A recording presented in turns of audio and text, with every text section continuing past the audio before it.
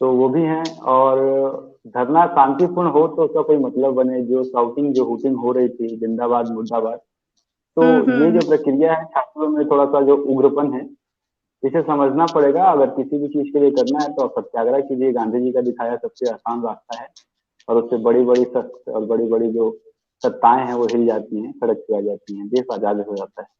तो बेहतर है कि आप शांति से धरना दें, ना कि इतना। और यही शोरगुल काफी ज्यादा था, मतलब की बातें कुछ चल नहीं रही थी। और आपको पता है कि कोर्ट बंद है, हमारा सारा पावर या हमारी जो भी औकात है छोटी सी, वो कोर्ट के अंदर है। हम्म। कोर्ट के बाहर तो जब डंडे पड़ेंगे तो हमको भी उतने ही पड़ेंगे जितने किसी और को पड़े। हाँ, कोर्ट रहेगी तो बच जाएंगे, लेकिन तो यही सारी चीजें हैं जिसकी वजह से मुझे लगा कि धरना जो है थोड़ा अशांतिपूर्ण हो रहा था, तो मुझे लगा कि अब मुझे यहाँ से निकलना चाहिए। हालांकि काफी सारे बच्चे आए हैं, लेकिन काफी सारे नहीं भी आए हैं। मैं ये कहूंगा कि अगर आपको मुहिम छेड़नी है तो पूरी एकजुटता के साथ छेड़े, क्योंकि आधे लोग ये कहेंगे कि नहीं ये एग्जाम नहीं होना चाहिए, आधे लोग कहेंगे कि नहीं एग्जाम होना चाहिए। तो इसमें कोर्ट फंस जाएगा। और जब आप में एकजुटता नहीं है तो फिर हो सकता है कि वो लोग भी कोर्ट में आ जाएं जो ये कहते हो कि नहीं री एग्जाम नहीं होना चाहिए। क्योंकि जैसे हमारा अधिकार है, वैसे कोर्ट तो ये भी कहता है ना कि 100 बेगुनाह छूट जाए लेकिन एक निर्दोष को सजा नहीं होनी चाहिए।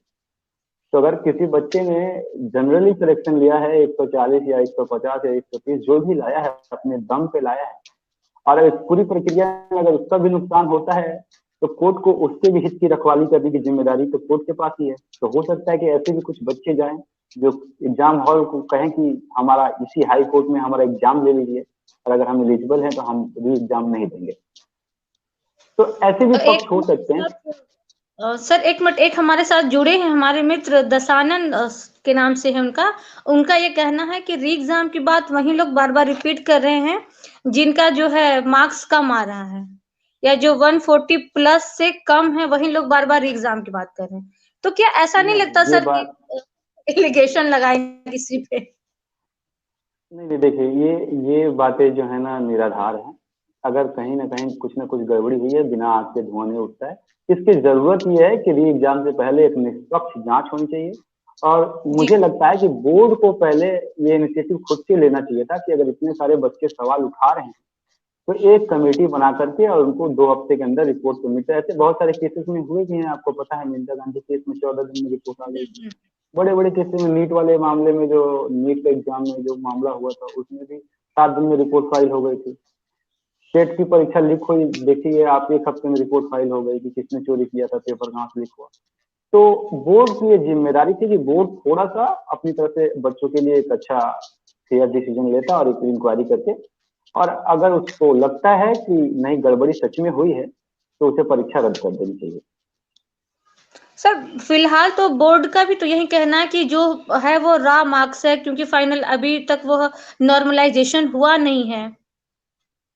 तो इसमें वो बोर्ड क्या कर सकती है? क्या पावर है इस समय बोर्ड के पास?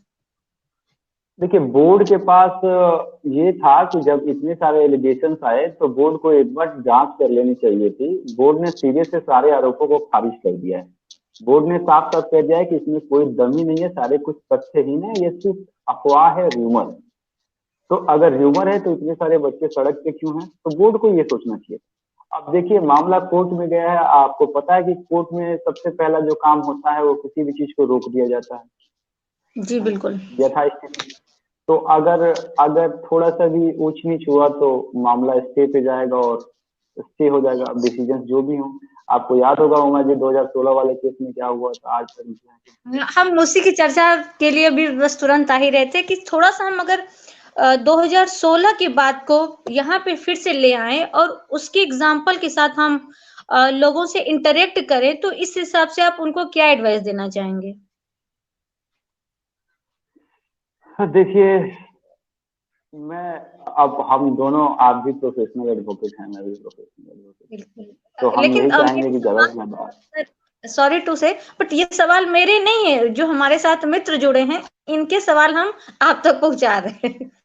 क्योंकि जो हमारे प्रोफेशन की कमियां हैं, जो अच्छाइयां हैं, वो तो हमें भी उतनी पता है जितनी आपको पता है। बाकी जो जिज्ञासु लोग हैं इनके जिज्ञासा को शांत करना हमारा फिलहाल काम है। Sir continue please. देखिए 2016 की वैकेंसी जो है वो काफी कारणों से फंसी रही। पहले सिंगल बेंच हुआ, फिर डबल बेंच हुआ हाई कोर्ट से, फिर हाई कोर्ट से बोर्ड उठा करके सुप्रीम कोर्ट लेके चला गया। फिर सुप्रीम कोर्ट में इंदिरा बनर्जी जो थी, माने ऑनरेबल जस्टिस इंदिरा बनर्जी जी ने उसको फिर इलाहाबाद के डबल बेंच को भेज दिया। जी वहां से भी बच्चे जो जीत गए, उसके बाद से मामला फिर सुप्रीम कोर्ट में चला गया है 2019 से, और आज भी चल रहा है। और इसमें समस्या ये हो गई, कुछ लोगों को सशर्त नौकरी पे रखा गया है, जबकि कोर्ट ने उनसे ये बॉन्ड भरवा रखा है कि अगर भर्ती रद्द होती है तो आपकी भी भर्ती जाएगी। तो अब बताइए कि इसमें कौन खुश है? वो बच्चे जिनका सिलेक्शन नहीं हुआ और वो कोर्ट कोर्ट घूम रहे हैं, धूप से लेके छांव में हर डेट पे घूम रहे हैं आज तक, वो खुश हैं? या वो खुश हैं जो दरोगा तो बन चुके हैं, स्टार लग चुका है, शायद 1-2 साल में प्रमोशन होकर इंस्पेक्टर भी बन जाए, और उनको पता नहीं है कि कल फैसला क्या आएगा और कब उनको नौकरी से निकलना पड़ेगा। तो ना वो अपनी जिंदगी जी पा रहे हैं, ना ये बच्चे जी पा रहे हैं। कुल मिला जुला के इसमें गलती तो बोर्ड की है, लेकिन अब कोर्ट तो सिर्फ पक्ष देखेगा। और सबसे बड़ी बात यह है कि भारत में जांच एजेंसियां सरकार के कंट्रोल में चलती हैं, चाहे वो, इसमें कोई शक नहीं है, कहने के लिए सीबीआई भी निष्पक्ष है, ईडी भी निष्पक्ष है, एनसीबी भी निष्पक्ष है, लेकिन एजेंसियां कितनी निष्पक्ष अपना काम करती हैं ये पूरा देश जानता है। तो अब जांच में जैसे सबूत आते हैं वैसे उसके हिसाब से कोर्ट जजमेंट देती रहती है और मामला चलता है। बहुत सारे हमारे मित्र हैं जो सिर्फ ये कह रहे हैं कि मैम हम तो री एग्जाम की बात नहीं कर रहे, केवल जांच की बात कर रहे हैं। देखिए ये प्राइमा फेसाई हर कोई यही चाहता है कि पहले जांच हो, और कुछ भी मामला कहीं फंसता है तो सबसे पहले तो जांच होती है, उसके बेस पे तो आगे की कार्रवाई की जाती है। तो हम यहाँ एक चीज और लेना चाहेंगे अमित जी की री exam versus investigation, what is better for our student?